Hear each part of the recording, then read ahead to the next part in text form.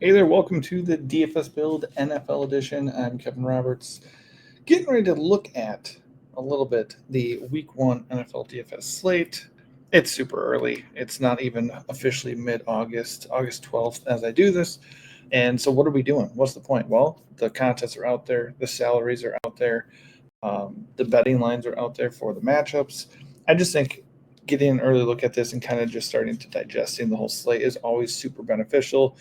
We're just not at the point of like decision time. We're several weeks out, and there's not even projections up at a lot of sites. Certainly not at roto-grinders right now because people are still kind of playing around with preseason. We'll get to that. I'm going to put out a video for the slates this week at some point in the week, but it's only Tuesday night, and I just figured let's get into it a little bit. We're not going to like do finalized core plays here. We're not going for our picks. We are breaking it down and looking at what stands out the most and just seeing what sticks, and then hopefully that process is going to play into the more fine-tuned process of making those key stacks and key picks and different strategies as far as like what games we're stacking and what run backs we're going to do, and how much exposure we're getting to guys. All that stuff is going to be finalized as we go, as we get through the next few weeks here. But just hopefully this helps you out breaking things down in case you haven't broken down the slate already. Maybe you're just looking for a new perspective. Maybe you're looking for some guys that people aren't really on necessarily. That is the goal, just to kind of uncover some good little nuggets if we can. If anything I do here does help you, hit that like button and subscribe to the channel because we'll be doing stuff like this all year long. I know I got my Brewers hat on, the best team in the MLB, but of course, I'm thinking all NFL here as we're in mid-August for sure. All right, so let's just look at the quarterback position. We'll go position by position. Just kind of, we're looking for what stands out the most. Obviously, you have Jaden Daniels, monster, dynamic, high upside, dual threat guy. I think in this game, I'm a little bit worried about the Giants' pass rush. They have very good, talented pass rush, and in general, their defense looks like it's going to be a lot better than it was last year. And then you just have the reality that Jaden Daniels was not like super good against an already kind of improving Giants defense last year. I don't think like Daniels is going to come out and have like a terrible game. He is at home and he still has massive ceiling, but it's not a good matchup really up front. I think that could be problematic for him. And then also you do still have the lingering, Terry McLaurin thing. So as the most expensive guy on the board, I think just blindly eating Jaden Daniels chalk, if that ends up being the case, it's just not something I'm going to want to do. I will say everybody's cheap on this slate. So like even Jaden Daniels at 7K, if we go and look at his player profile, I think it should have the pricing here. Yeah, 7.5K, 7.8. Like he was pretty expensive. Then you're going to see that across the board. Like everybody's discounted here for week one. So you don't really need to be like, oh, well, he's too cheap. Everybody's too cheap. So if Daniels is too cheap, we can absolutely find somebody else that we can save some money at and then go load up elsewhere. I just think there's other guys who can get you, that 25 to 30 fantasy point outing, and you don't have to pay 7K for it, and you can go invest that cash in a running back or wide receiver that maybe is a little bit more stable in that regard and maybe just has a little bit more ceiling to offer. So not saying Jaden Daniels is a bad play. I would never say that just because that rushing floor is there. I just think right away I'm just like, don't really feel like I'm going to pay 7K for Jaden Daniels. Same thing with Joe Burrow. Same thing with Baker Mayfield. Right down the line, Jared Goff. Like, I think you can play any of these guys. Baker Mayfield has one of the best matchups on the board against the Falcons in an absolute shootout. That game has a 48.5 total. When he went and faced the Falcons, I'm pretty sure it was fire. He had 27 fantasy points back in week 8, and then 23 fantasy points back in week 5. So he definitely had success against them, and he put up 43 touchdowns overall in the year. So he had success against like most teams that he faced. I do like that game a lot. That is one of my top 3 games of the slate, and I won't be alone there. It's going to be chalky. But going at it with Baker Mayfield at 6.6K probably isn't the way to do it. I will say I don't think, he doesn't, like last year he actually put up pretty good rushing production. I don't know. Some people seem to miss that. But he might be like a kind of contrarian way to go after that game. That is definitely true. I think Michael Penix at 5.6. We'll get to him in a little bit. He looks pretty appealing just as a salary saver. But I think like a lot of people are going to be loading up with like Bucky Irving or Bijan or the passing game options like Drake London, Mike Evans. And so, Baker Mayfield's going to fly under the radar, I would imagine, at 6'6", especially with Burrow and Daniels right there. So as far as GPPs go, I think he is a little interesting, but just really historically the rushing floor isn't that appealing.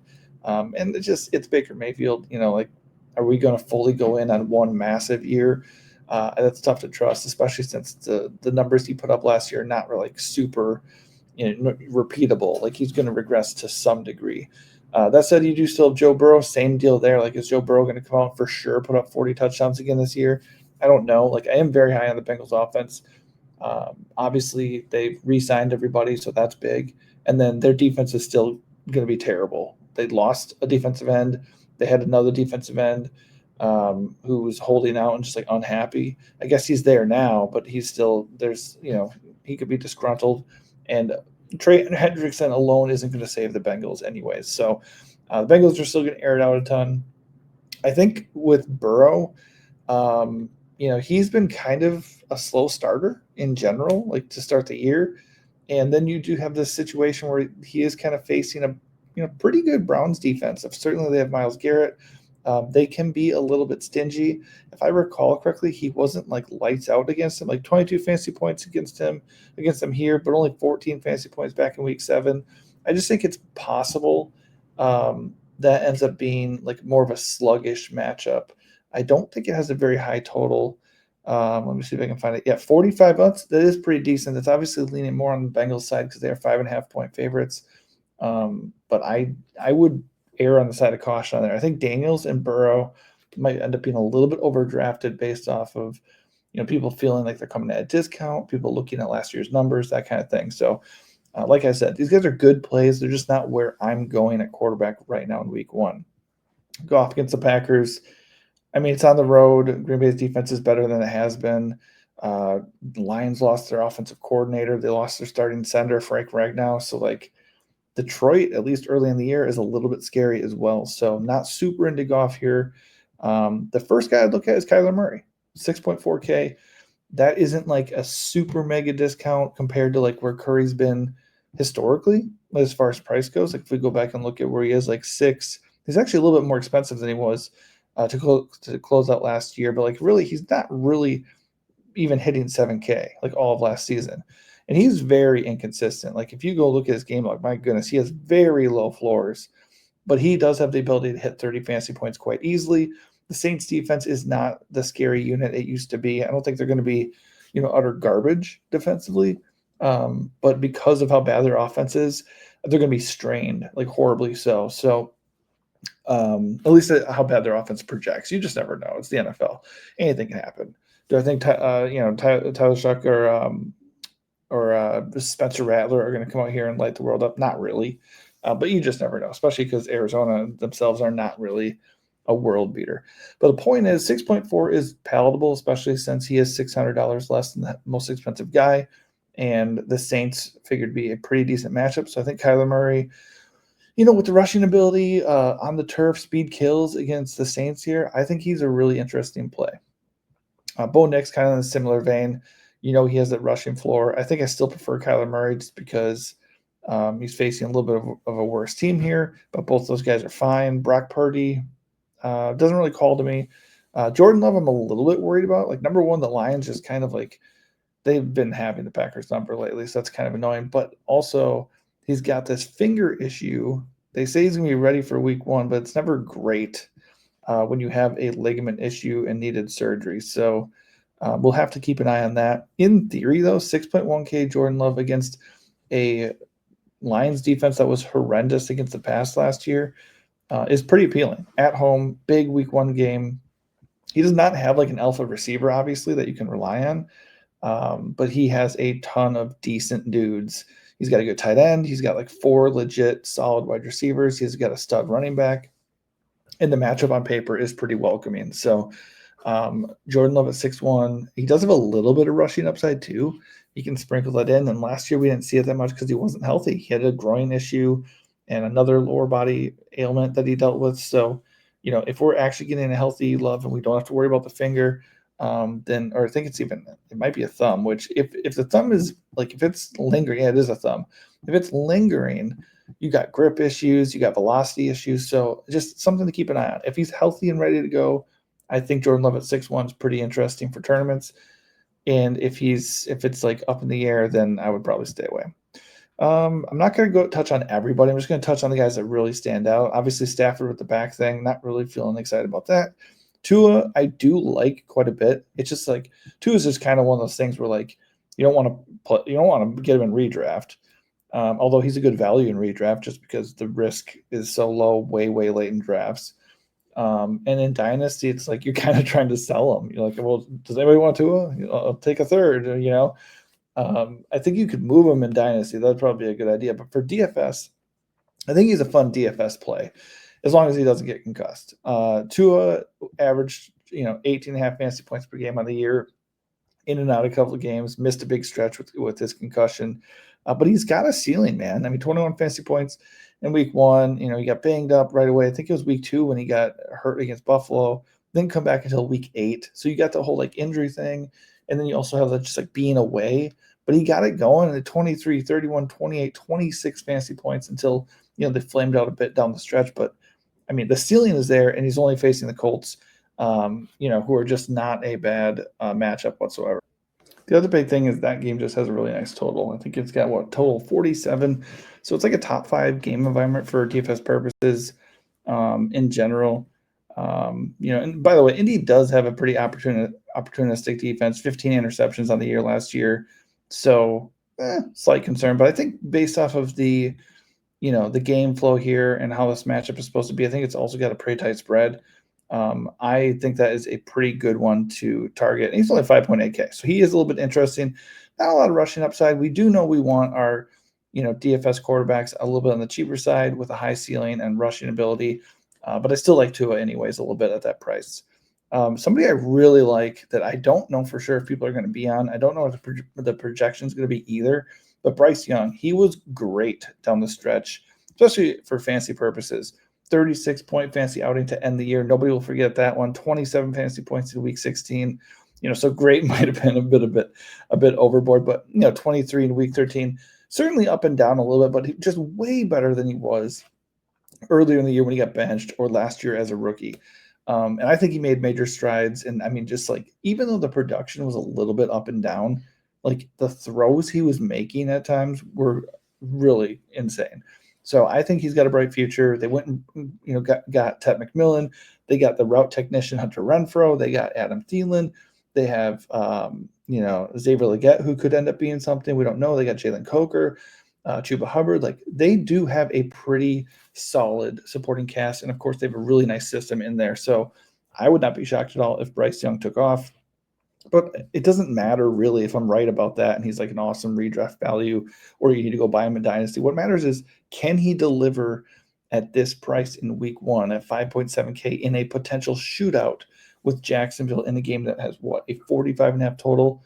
Like, I'd take the over on that total, first of all. Jaguars defense is not super scary in my opinion.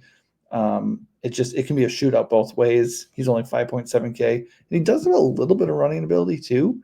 Not like a stud runner, but he's got like 5+ carries in 3 of his last 5 games, 2 touchdowns, a ton of rushing touchdowns overall down the stretch last year. So if they free him up a little bit and let him just rock, Bryce Young could be super sneaky. I don't think he's going to be like completely overlooked because you got the game situation and you have the price.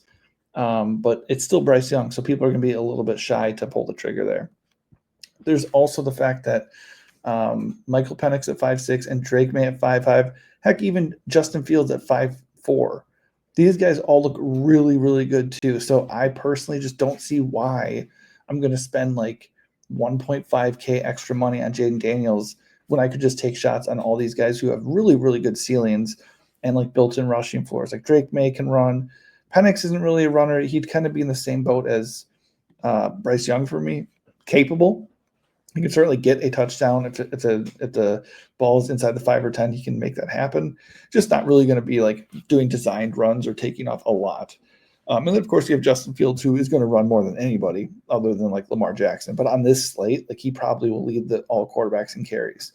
Am I super excited to play him against the Steelers, who are historically a pretty darn good defense? Not really. Certainly, he'll be motivated to play well. He's got a different system. He does have Garrett Wilson. He does have Breece Hall. Like he does have weapons, arguably better weapons than he had last year in Pittsburgh. And just he's going to be motivated to play and to play well and win that game. And he's only 5.4K. So if you ignore the defensive matchup aspect of it, Fields looks like a really, really good value. So he looks good. May, Penix, Young, even Tua, like all these guys under 6K are calling to me. I could keep going. Trevor Lawrence, 5.3K against the Panthers. Trevor Lawrence was a guy I thought would do really well last year. He got banged up quite a bit.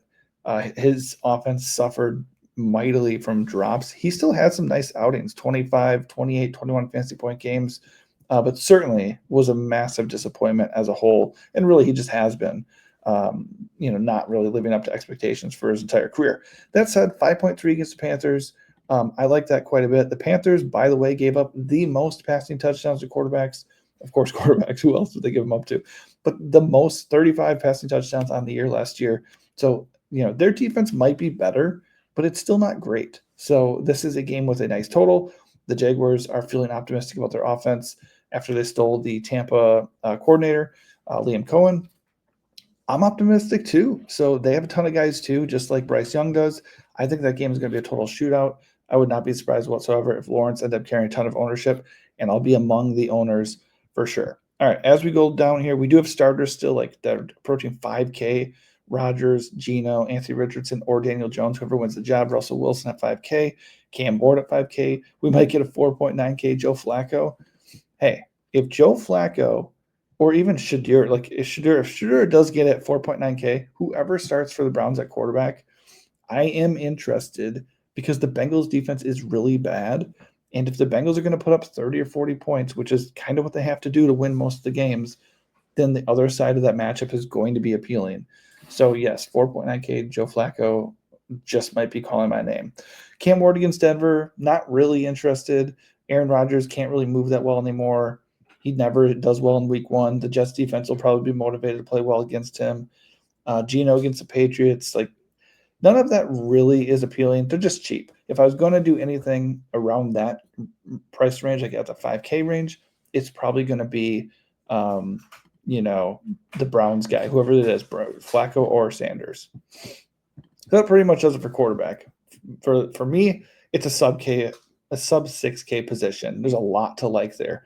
You're not an idiot if you play Jaden Daniels or Joe Burrow or whatever, especially if for some reason they're just not going to be owned. But if the majority of people are going to start flocking that way, I will gladly take chances on those cheaper guys.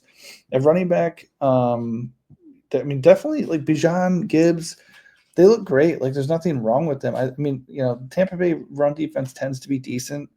So I'm not super, super excited to play, a really expensive player against them. Buccaneers were top 10 against fantasy running backs. It doesn't mean Bijan can't get there. Certainly can just get a couple plunges in the end zone. He can get 5 catches or something. And he can easily pay off at 8K. So if you want to play Bijan Robinson, you can go right ahead and do it. It is a high total game in a dome. Don't have a problem with it. I think Jahmyr Gibbs is a little bit better of a play. Packers did a lot better against the run last year, but Gibbs was just so obscenely good down the stretch last year that if Detroit is actually going to feed him like he should be fed, he's a scary fade at 7-7. That said, I again don't really want to pay all the way up here because we have a potentially healthy and locked and loaded Christian McCaffrey at 7.3. He feels like a better value. We have Bucky Irving at 7.1, Ashton Genty at 7K, and it just gets better and better as we go down. Devon Achane, if you look at the splits with Tua and without, he was horrendous without Tua, and with Tua, he was a god. So Devon Achane with Tua there at 6.9, to me, feels like the best play of the position. It's very possible I'm not alone there. I don't know about projections and ownership yet. And everybody else is going to know the splits too. I'm not the only person who knows that, obviously. So he could be super owned. That might just be good chalk because he feels a little bit cheap at 6.9. Also like the price on JT. Josh Jacobs has been fed by the Packers at 6.8. I do think he's due for some touchdown regression. He had like 15 touchdowns last year. It's kind of like the reverse effect of the year before. Like Jordan Love was getting all these touchdowns because they were passing inside the 5 and 10. And then they were even more effective in the red zone last year, probably because they were running more. I just think if they end up getting more touchdowns outside the red zone, and even they're going to give potentially Love more opportunities, I think there's going to be a little bit of regression there in general, in case you're playing around a redraft. That said, the workload is there. Jordan Love does have the thumb thing, so Josh Jacobs, in theory, when you look at roll and upside, 6.7 looks like a good price. Really like Chase Brown with that in mind too. Really explosive back, versatile, gets a lot of receptions. I don't really love the matchup there. Like this isn't like I love Chase Brown for redraft a lot, especially where he's coming off like in round 3. I love him as a keep for or get for dynasty.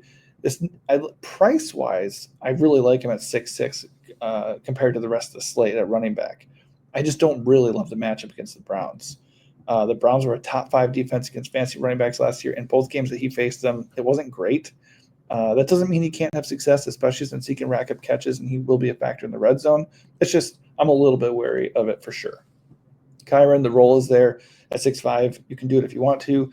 Breece Hall at 6.4. Like if we're getting like 2 years ago Breece Hall, sure, sign me up 6.4K all day. If that's chalk, though, I don't mind going away from it just because Breece Hall was not the same dude last year.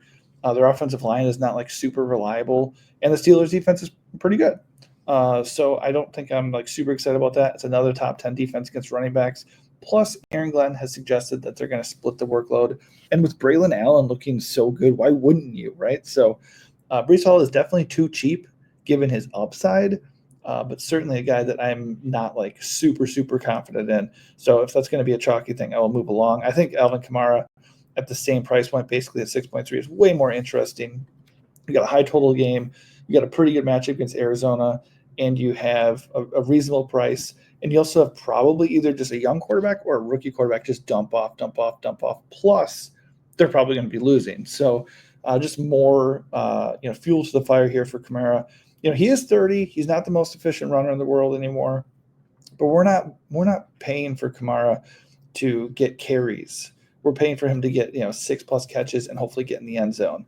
And I think that is fine at 6.3. We'll keep an eye on Joe Mixon. He might not even play in week 1.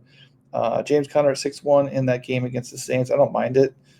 Certainly a good price. Kenneth Walker against the 49ers, 5.9 is a good price, but 49ers, when they're at full strength, not really the team I want to go up against and target my skill position players with. Not really into Brian Robinson Jr. Tony Pollard's an interesting redraft guy right now because the Tyjae Spears injury. High ankle sprains either keep you out for like a month plus, or they are very likely to get re-injured. So if Tyjae Spears is going to be out for any amount of time, Tony Pollard looks really interesting. To be fair, the Denver Broncos are a very good defensive team, and especially a top 3 defense against running backs. But Pollard could get a ton of volume. He could get one or two touchdowns here, and he could get catches too. It's just he's going to have a full workload. So even though I don't like the matchup at all, 5.7K for a guy with a big workload possibly is pretty interesting. On the other side of the game, basically the same price, RJ Harvey. If we feel confident in him getting all the main touches for Denver's offense, he's too cheap. So he would look pretty good too. Another guy, Tyrone Tracy. These guys are all smash values in redraft right now, by the way. Cam Scatterbo's got a hamstring thing.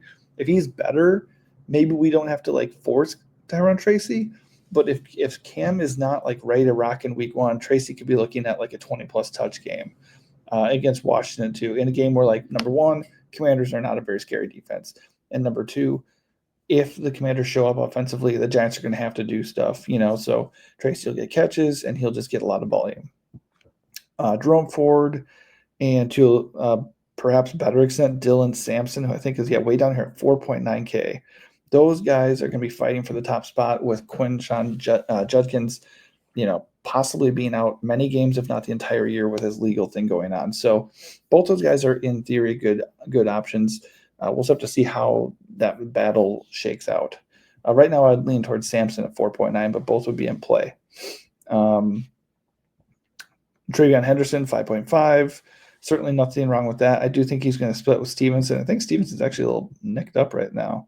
Let's see his status, undisclosed. So he wasn't spotted as practice. He's probably going to be okay. Just keep an eye on that. Obviously, if he's out, Henderson's going to just skyrocket in value, and he'd be chalk. But as things stand, they'd be splitting the workload and just be kind of, a shot in the dark. Not a shot in the dark, but just it's not like a super stable play. Travis Etienne figures to be the top back for the Jaguars, but I just don't trust it at all. 5.4K against the Panthers is certainly a fine value play. Like, I don't mind it. And I really like that game in general. But obviously they could throw and Tank Bigsby by Shelton, or they could just throw a ton and have a lot of success through the air. So I think he's okay, just not super excited. Caleb Johnson and Jaylen Warren are going to split carries, and the matchup kind of stinks, so not super into that. I guess you could keep an eye on Woody Marks and Nick Chubb. If in the event that Joe Mixon is not ready for week one of those guys will start and could be a really good value as well. Trying to see anybody else that really stands out. I mean, Braylon L 4.9 is a GPP play, but not super psyched about doing that either.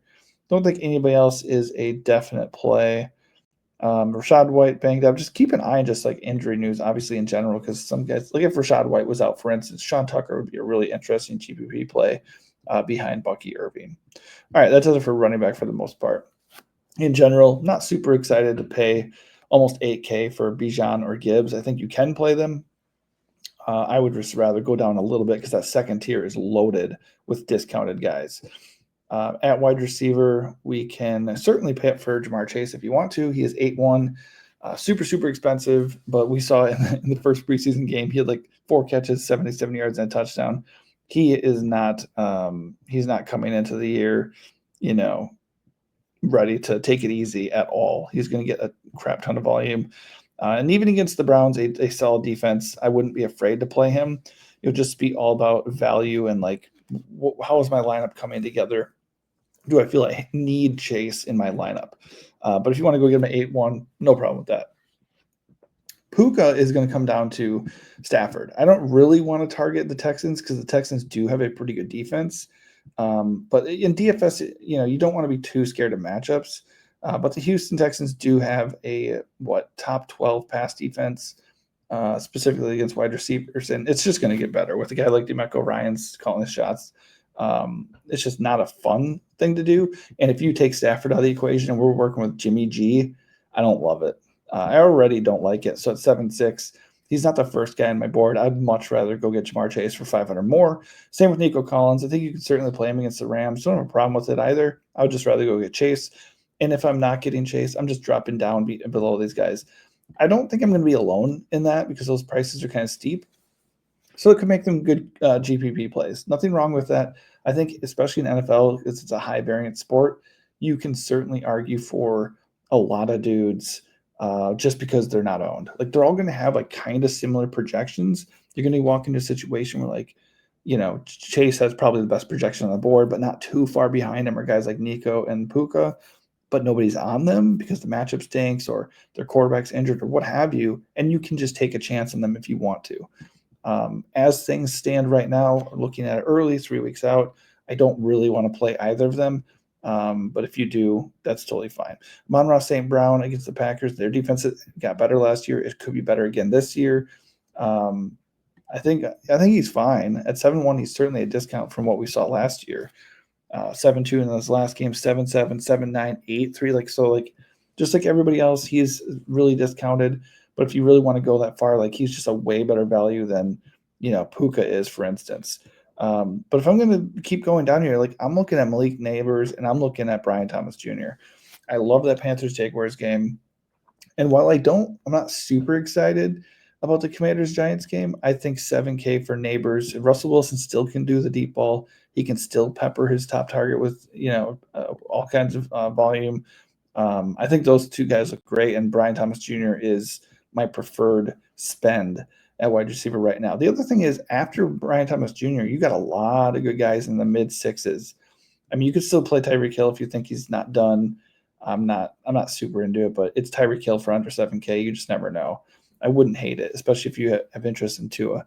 But Mike Evans at 6-6 against Atlanta, Drake London on the other side of that game just feels super stackable. I think everybody's going to be in unison with that. Like, it's not going to be a secret. I think T. Higgins is a really interesting leverage play. Whether you want to play Joe Burrow or not, Jamar Chase is just going to be owned on the slate to some degree, and it might make T. Higgins a little bit overlooked. If that's the case, I would have interest in T. Higgins at 6'4".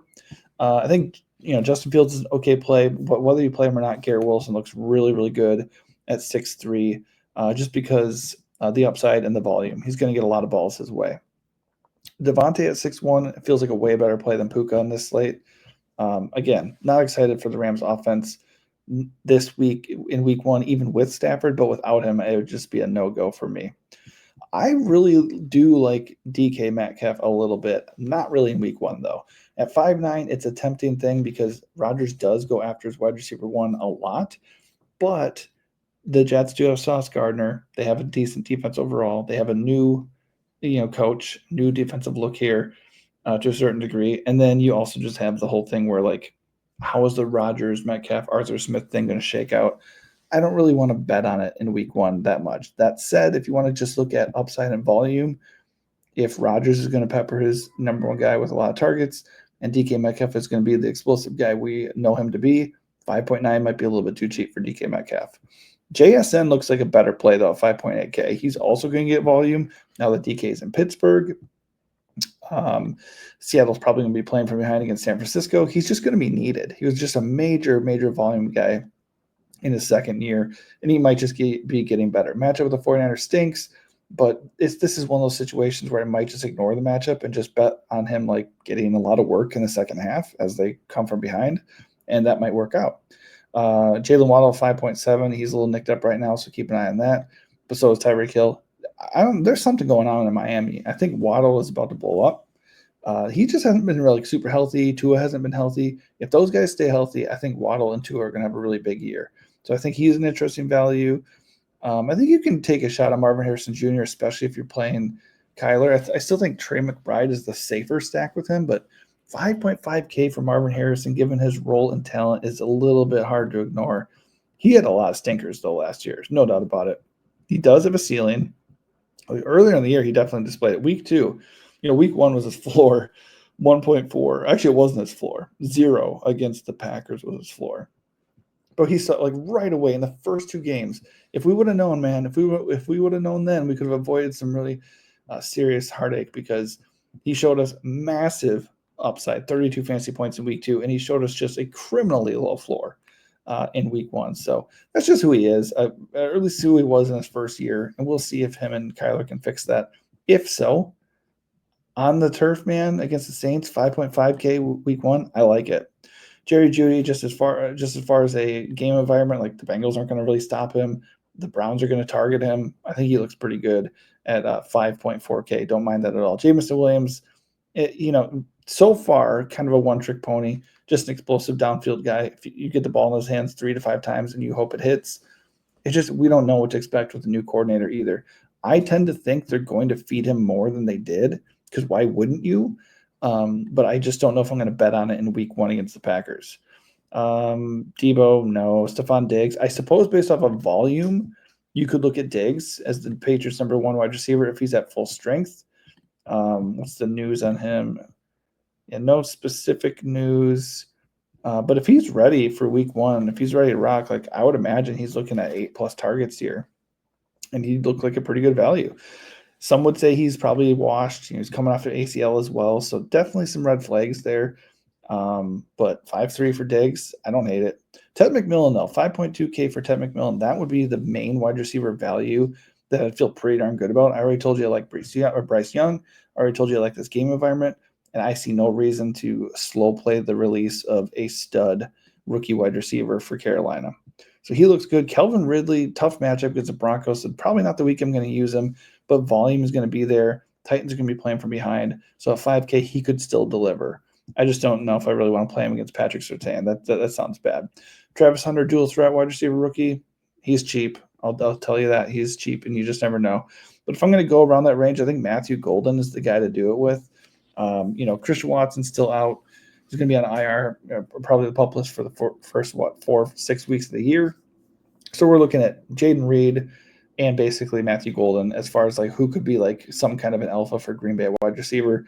And the fact that they spent a first round pick on him, the fact that he's super explosive, I'm just going to bet on him early and take a shot at him at 4.9K, especially since the Lions are just not good against wide receivers. On the year last year, what were they? Bottom 10 against wide receivers. So it's just a good spot. So I'm definitely going to take a crack at him. Other guys that we can take a shot on, like if Chris Godwin is not going to play at the beginning of the year, obviously Mike Evans looks good at 6'6", but why would we do that if we can get Egbuka at 4.6K? Like that looks really, really good in tournaments. Not really a cash game play because he is a rookie. And we don't know exactly how that's going to work together, but it's a great game environment, and he could be looking at a really good role if Godwin does not get taken off the pup list in time. Ricky Pearsall right now, too, at 4.5K looks like a really good value. Juwan Jennings also exists, but there's no Debo. There's no Ayuk right now. Both those guys are in play. They both look really, really good. Where is Jennings actually on here? Did I blip over him somehow? Let me see. Yeah, 4.9. So, yeah, he looks really cheap, too. Can you play both of them together? Yeah, sure. I think right now I prefer Pearsall, but they both look really good. I don't have a problem with either one of them. Let's make sure I didn't miss anybody down here too much. And yeah, this is probably where I'm falling in line here with these values. I suppose Jalen McMillan is okay at 4.1 if we don't have Godwin. Demarcus Robinson at 3.9 if the 49ers, like if they come in and Juwan Jennings is out and Ayuk is out and Debo's in Washington, Demarcus Robinson could actually end up playing a good amount here and be okay, assuming he makes the team and sticks around. Jalen Coker at 3.7. They were just doing a news conference and saying how we're going to play the best guy. So could Coker play above Leggett and Thielen and all these other dudes? Maybe. And even if he does on 3.7K in a shootout where he could rotate in and get some work, I think it's an interesting GPP play for sure. All right, that's probably it for wide receiver. I'm not going to go over defenses, by the way, so I will just wrap it up quickly with tight end. I think Brock Bowers is kind of a trap in redraft, not because he's a bad player. He's awesome. And not because he won't have a good year. He probably will. It's because the value. You have to pick him in the second round. And it's just very likely he's going to regress to some degree. You have a different head coach. You have a different quarterback. You have more weapons added. There's so many things that could go wrong immediately for Bowers. The nice thing is for DFS, you don't have to worry about all that. You can just kind of play on feel and matchup and price. In week one, the matchup with the Patriots is not amazing. The Patriots have a decent defense in general. It's going to be getting better. I just think at 6.5K, we don't have to go all in on him in the first week of the season. And I think if you're going to pay up that much, I would rather take a little bit of savings and go get Trey McBride or George Kittle. Kittle is going to be the play for me, though, up top. If I'm going to pay 5.8 to 6.5K, it's going to be Kittle, especially with all these aforementioned injuries at wide receiver that we're talking about with the 49ers. If you go look at the splits between no Debo and Debo being there, Kittle is a monster with Debo off the field. So he's just going to get targets. And when he gets the ball, he tends to produce. So I do like him a lot at 5.8. Probably going to be the tight end I end up paying up for if I do pay up. But you get pretty good value across the board here. Sam Laporta at 5K. The Lions are spreading the ball out more, especially if they're going to get Jameson Williams more involved. But Laporta is among those guys who should get the ball more too. So 5K Laporta is appealing. David Njoku, especially if Flacco is there. Flacco knew how to find Njoku. And if Flacco is the starting quarterback, I like Njoku a lot against the Bengals. The Bengals are not a good team against the defense, against tight end, second worst last year, and it's not going to get a whole lot better. Kyle Pitts at 4.3 is a little bit interesting because if there's one team Kyle Pitts does well against, it's the Tampa Bay Buccaneers. He just routinely, historically, has crushed them. So do I trust Kyle Pitts in redraft? I really want to go buy him for a steep price in Dynasty? Nope. But in DFS at 4.3, I will take a shot on the Athletic Freak and hope it goes well. Zach Ertz, terrible matchup against the Giants here. They were quite good against tight end. They were, number 4. The DK rankings has them number 1, but they were 4th overall against tight ends. Pretty good.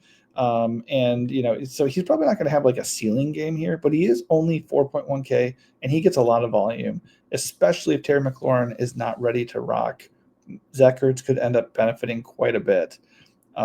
He just is rock solid, and it's full full point PPR at DraftKings. So you don't really care how he does it. Like Zach Ertz might not score a touchdown here, and he might only get 50 yards, but if he gets 10 catches for 50 yards, that's a win. That's a big win. So I like that. Tucker Kraft at 4K, not the best matchup against the Lions. Tight end is something they actually do a good job at, but he is probably going to be a little bit more involved than he was last year after doing so well. So I think at 4K, he is a solid play. Not a lot of amazing value at tight end, but one guy I would be very interested in is Brenton Strange. I think a lot of people are going to be into Brian Thomas Jr. Count me as one. Travis Hunter as well. But Brenton Strange is going to be the full-time tight end with Evan Ingram now gone. So at 3.3K, he is very appealing, especially since the Panthers were not good against tight ends last year. They were bottom 5. And this game projects to be a bit of a shootout. Just trying to see if there's anybody else more. Like if Mason Taylor ends up starting for the Jets, there's that. Juwan Johnson should start for the Saints with Taysom Hill banged up. And Pat Freiermuth should, at least in name, start for the Steelers. So those guys are all like punts that we can certainly look at.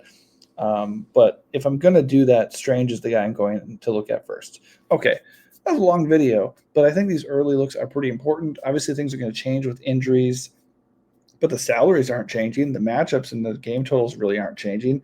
So besides injuries and maybe like a slight shuffling in the depth charts, this should help you get ready for week 1. And for the next 3 weeks, this video should have a little bit of value to it as far as like how we should be looking at this slate. Things will change, and I will be there, and as will Taylor, and we will look at the slate. We'll look at the positions, look at ownership and projections, and start to map out how we want to attack week 1. Hopefully this helps you out. If it did, hit the like button and subscribe to the channel. We'll see you at the next one.